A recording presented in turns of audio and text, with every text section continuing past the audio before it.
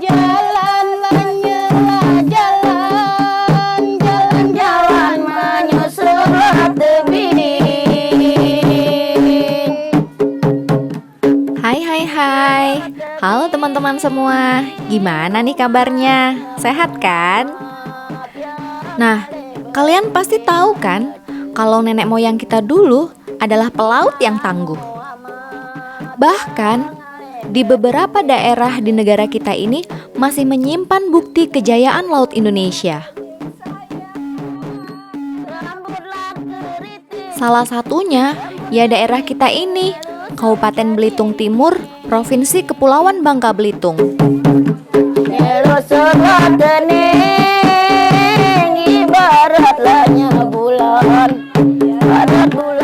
Ada satu generasi suku laut asli yang tinggal di sini, suku Sawang. Sebagai anak laut, mereka mewarisi tradisi dan budaya laut. Salah satunya senandung ini, yang biasanya dinyanyikan saat kapal tengah berlayar di lautan.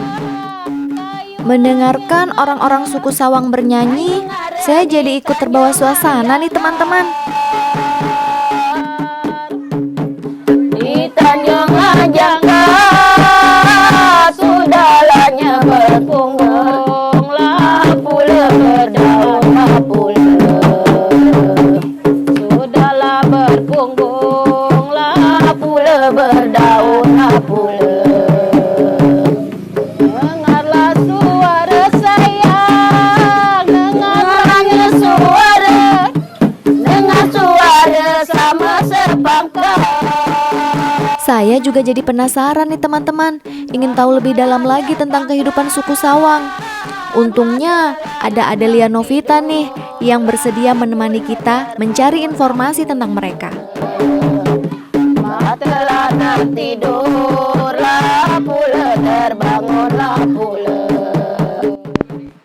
Nah, sekarang saya sudah berada di perumahan yang sudah ditinggali oleh suku laut atau suku Sawang secara turun-temurun.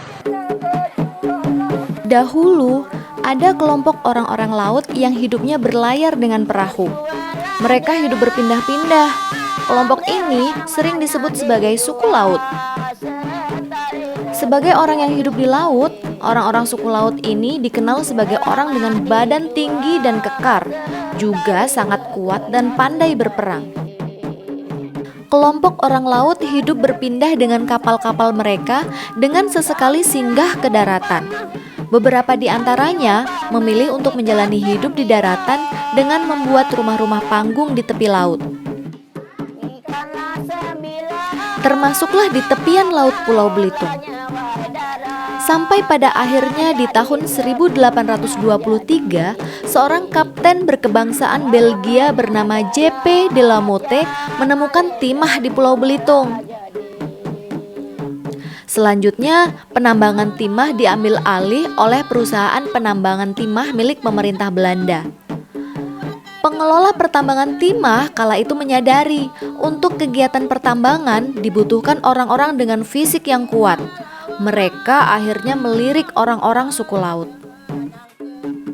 Awalnya, orang-orang suku laut tertarik bekerja sebagai buruh harian lepas karena dengan begitu mereka masih bisa pergi melaut.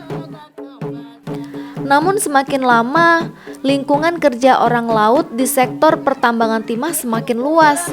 Tidak hanya dipekerjakan sebagai buruh bongkar muat di pelabuhan dan gudang, tapi meluas hingga ke unit kapal keruk, kolong-kolong tambang timah, hingga proyek bangunan. Anugerah fisik adalah faktor utama yang dimiliki orang laut dalam menjalankan semua pekerjaan itu. Sejak itu, pelan tapi pasti, suku Sawang mulai meninggalkan lautan dan beralih pada sektor pertambangan. Kalau di sini ada yang sebagian kerja di PT Timah, cuma buruh gitu kan, di PT Timah cuma buruh. Yang lain ada yang ngerajuk, ada yang TK mini. Dan inilah potret suku Sawang hari ini. Generasi suku laut ini semakin mengalami degradasi. Salah satu penyebabnya adalah perkawinan campuran. Dengan bangunan yang terbilang seadanya ini, mereka tinggal bersama keluarga. Tak lagi tampak kekuatan fisik warisan laut. Bahkan, tak banyak juga yang masih memiliki perahu sebagai bukti keagungan suku laut. Kini yang tersisa adalah ingatan-ingatan kejayaan masa lampau dari senandung-senandung laut yang didendangkan saat upacara adat.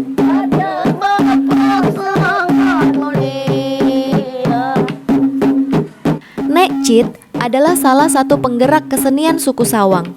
Darinya lah kita dapat mendengar senandung laut yang pudar perlahan hanyut oleh arus globalisasi. Suku Sawang adalah warisan kejayaan laut Nusantara, representasi dari keunggulan maritim Indonesia. Tidak sepantasnya mereka hilang.